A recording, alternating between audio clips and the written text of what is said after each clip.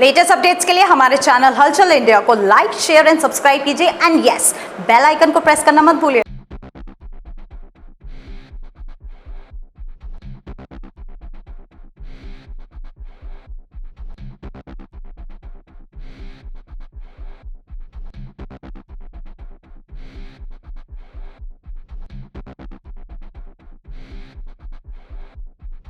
देखिए, बीएलओस को कुछ बहुत स्पष्ट निर्देश दिए गए हैं।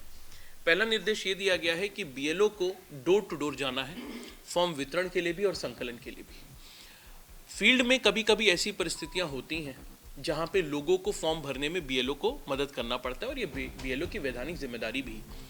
ऐसी परिस्थिति में यदि वहां पे कोई सामुदायिक भवन है, सरकारी भवन है, जहां पे एक साथ लोगों को बैठाकर उनका ओरिएंटेशन किया जा सके, एसआईआर प्रक्रिया के बारे में उन्हें जानकारी दी जा सके कि भाई ये फॉर्म कैसे भरने हैं, कोई भी सार्वजनिक जगह पे, वार्ड में वो नगर पालिका का कोई सामुदायिक भवन हो सकता है, ग्राम पंचायत में वो पंचायत भवन हो सकता है, ऐसी किसी भी जगह पर यदि बीएलओ द्वारा लोगों को बुलाकर ये प्रक्रिया समझाई जा रही तो इसमें कोई गलत बात नहीं है। लेकिन ये बात ज़रूर बीएलओ को सुनिश्चित करनी है कि किसी निजी व्यक्ति के प्रांगण में या फिर किसी विशेष विचारधारा, किसी विशेष राजनीतिक दल के प्रभुत्व के क्षेत्र में ये कार्रवाई ना की जाए। इस प्रकार की कार्रवाई यदि कोई बीएलओ कर रहा है तो उनके विरुद्ध हम कार्रवाई भी करेंगे। के ऊपर आपका ध्यान आकृष्ट करना चाहूँगा कि इस स्तर पर मतदाता द्वारा उपलब्ध कराई गई किसी भी सूचना का सत्यापन नहीं किया जाना है। 4 दिसंबर तक मतदाता को केवल अपना फॉर्म हस्ताक्षर करके बीएलओ को वापस लौटाना है।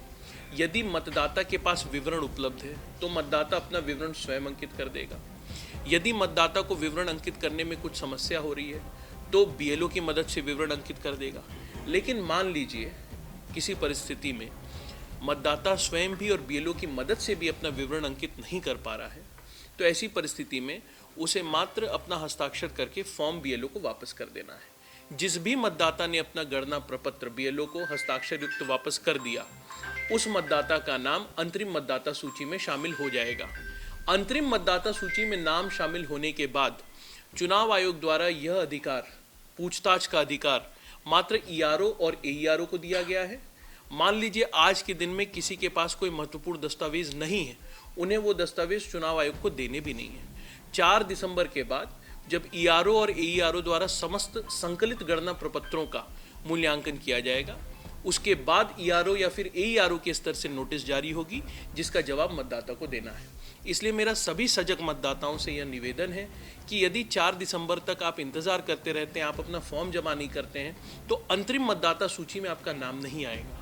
अगर आप किसी दस्तावेज विशेष को लेकर चिंतित हैं तो 4 दिसंबर के बाद नवंबर से 4 दिसंबर तक जो गणना प्रपत्रों के वितरण का और संकलन का कार्य चल रहा है, इस दौरान बीएलओ को किसी भी प्रकार की पूछताछ का, दस्तावेज मांगने का अधिकार कदापि नहीं है। देखिए, हमारे जनपद में लगभग 11 लाख के आसपास मतदाता हैं, जिसमें से 1 लाख मतदाताओं का फॉर्म डिजिटाइज हो गया है। तो हम ये मान के चलें कि लगभग 2 लाख, 2.5 लाख के आसपास मतदाताओं के फॉर्म संकलन का कार्य किया जा चुका है। बीएलओ के लिए ये संभव भी नहीं है कि वो हर एक मतदाता को अपनी लोकेशन बताए। जिस प्रकार से वितरण के समय बीएलओ डोर टू डोर जाकर वितरण का कार्य किए थे, उसी प्रकार संकलन का कार्य भी डोर टू डोर चल रहा है। जहाँ तक आपके प्रश्न की बात है, हो सकता है, मैं इस बात को नकार नहीं रहा हूँ कि हो सकता है कि कुछ बीएलओस जो हैं वो उस गति से काम ना कर रहे हों, लेकिन उसकी हमारे द्वारा और संबंधित विधानसभा के ईआरओ और एईआरओ द्वारा सतत समीक्षा की जा रही है और मैं आश्वस्त करता हूं कि बीएलओ डोर टू डोर जाएंगे। आपके इस प्रश्न से मुझे एक बिंदु और याद आया। मैं इस अभियान में लगे हुए सभी बीएलओज और इन बीएलओज में हमारे टीचर्स भी हैं, हमारे आंगनबाड़ी कार्यकर्ता भी हैं, हमारे पंचायत के भी कर्मचारी हैं, सुपरवाइजर्स के तौर पर हमारे लेखपाल बड़ी संख्या में लगे हैं, नलकूप विभाग के कर्मचारी हैं और अन्य विभाग के भी कर्मचारी हैं।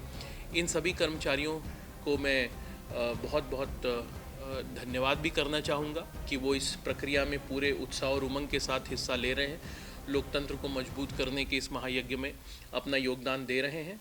और मैं साथ ही साथ उनसे यह भी अनुरोध करना चाहूँगा कि ये पूरी प्रक्रिया जो है वो अभी चलनी है। 4 दिसंबर तक हमें संकलन करना है, संकलन के बाद नोटिसेस प्रेषित की जाएंगी। तो मैं उन सभी को धन्यवाद ज्ञापित करते हुए आगे भी उनके इसी प्रकार के प्रयासों की अपेक्षा करता हूँ।